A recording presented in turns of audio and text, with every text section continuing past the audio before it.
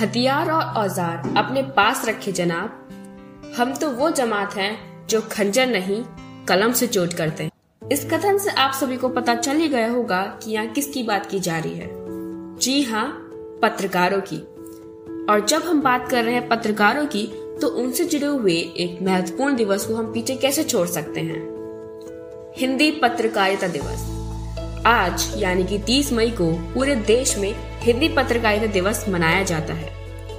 हिंदी पत्रकारिता दिवस पर पत्रकारिता के क्षेत्र में कार्यरत सभी कर्मियों को और सभी देशवासियों को मेरी तरफ से हार्दिक शुभकामनाएं। मेरा नाम है आकांक्षा और आप सुन रहे हैं plug in, a podcast by Galgotias university.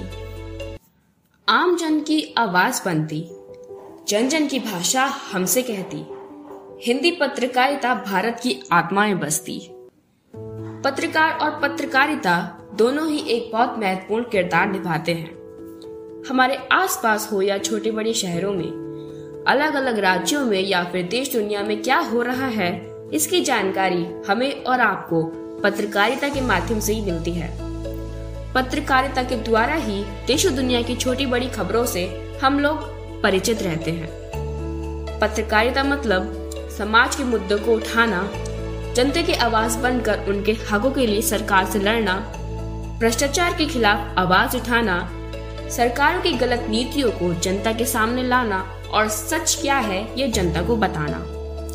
वास्तविक में देखा जाए तो पत्रकारिता एक ऐसी शक्ति है जो किसी भी सत्ता को हिला कर रख सकती है। लेकिन अगर यही पत्रकारिता जिम्मेदारियों के साथ नहीं की जाए तो यह जनता, समाज और सरकार के लिए हानिकारक भी हो सकती है।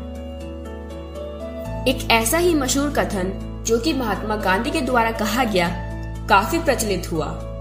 उनका कहना है, पत्रकारिता का एकमात्र उद्देश्य सेवा होना चाहिए।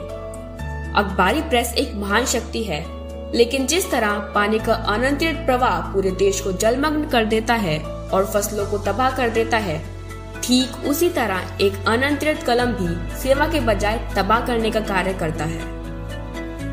अब मैं आपको बताती हूँ कि हिंदी पत्रकारिता दिवस आखिर 30 मई को ही क्यों मनाया जाता है। जन जन की भाषा हिंदी उस समय गौरवान्वित हुई। जुगल किशोर ने 1826 में हिंदी पत्रकारिता की शुरुआत करी। 30 मई को 1826 में हिंदी भाषा के प्रथम अखबार उद्दंत मार्तंड का प्रकाशन शुरू हुआ था। इसकी शुरुआत एक साप्ताहिक पत्र के रूप में की गई थी। भाषा के लिहाज से देखा जाए तो यह दिन पत्रकारिता के क्षेत्र में हिंदी भाषा की पहली उपस्थिति दर्ज करने का दिवस था। इसके साथ ही यह दिन अंग्रेजी शासन काल में हिंदी को क्रांति के संचार की भाषा बनाने का ऐतिहासिक पहल की शुरुआत का दिन भी था। इसके संपादक और प्रकाशक मूल रूप से कानपुर के रहने वाले पंडित जुगल किशोर शुक्ल थे। जन जन की आवाज आपकी कलम है, सत्ता से सवाल पूछने का दम है, लोकतंत्र का चौथा स्तंभ है, ए हिंदी पत्रकारों हमें आप पर गर्व है। जिस पत्रकारिता को आज हम देख रहे हैं वह एक लंबा इतिहास अपने साथ समेटे हुए है। बदलते वक्त के साथ पत्रकारिता के मायने और उद्देश्य भी बदले, पर हिंदी भाषा से जुड़ी पत्रकारिता में लोगों की दिलचस्पी कम नहीं हुई। वरिष्ठ लेखकों, संपादकों व पत्रकारों ने पत्रकारिता को सहज रूप देते हुए उनको कभी जड़ों से कटने नहीं दिया। और इसी के साथ अब मैं इस कार्यक्रम का अंत करना चाहूंगी कुछ पंक्तियों से।